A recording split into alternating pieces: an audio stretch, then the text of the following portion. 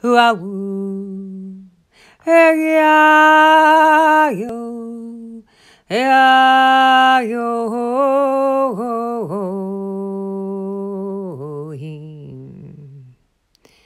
Can a crystal help someone find their destiny? Listen to this story, Walker Between Worlds, and find out.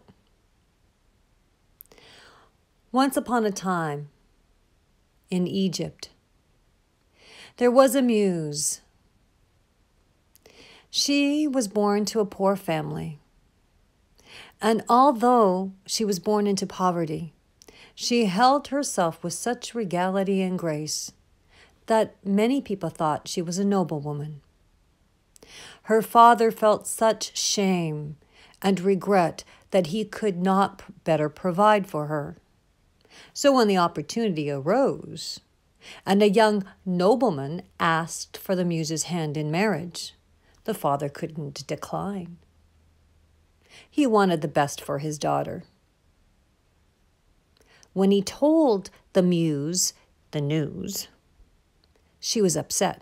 He couldn't believe it. Couldn't she see that he was trying to help?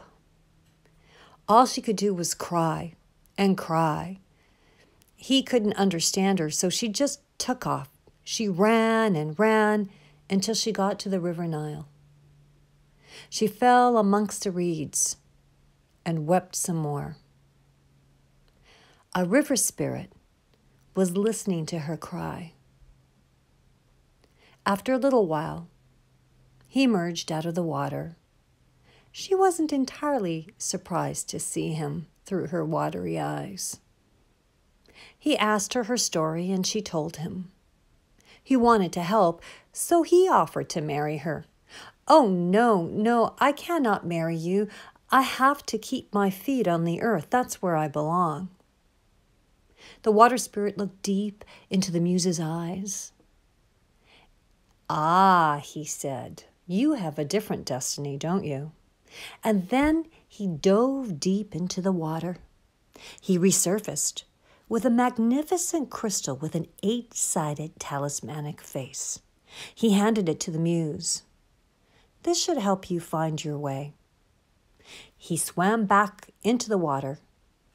She held the crystal. She gazed into that large face, placed her hand on the talismanic face, and suddenly she was filled with such peace and a sense of confidence and a sense of surety, knowing what she needed to do. She walked back to her father's house. The nobleman and his entourage were already there. She stepped across that threshold with such grace that everyone caught their breath. She listened to the nobleman and then replied with great confidence, "I appreciate your offer, and I appreciate what my father is trying to do, but I have a different destiny. I am a walker between worlds."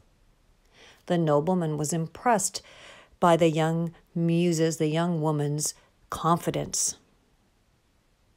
So he left without much fanfare.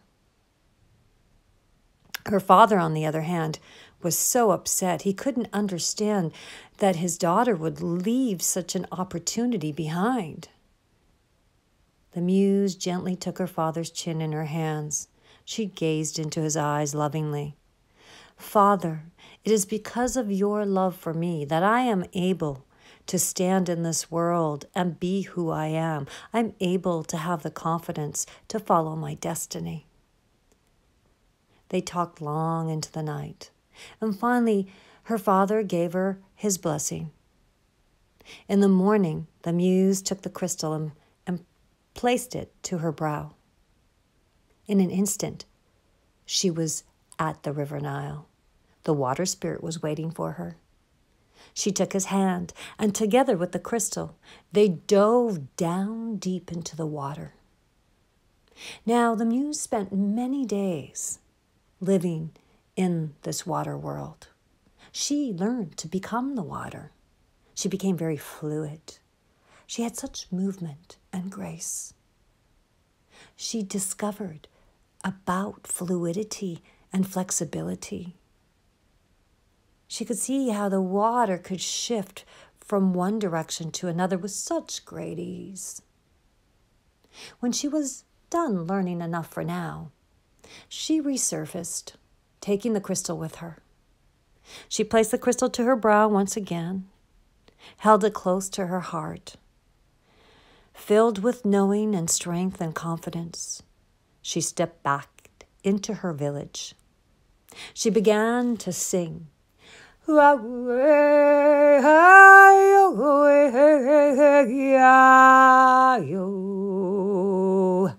She sang the fluidity of the ocean, of the river. She sang the fluidity and the movement of the water and its ability to move with such grace. She sang this and more, this knowing, into her people. And when they walked away with seeds, the ability to be more flexible. And that's the end of the story, Sa Zhen.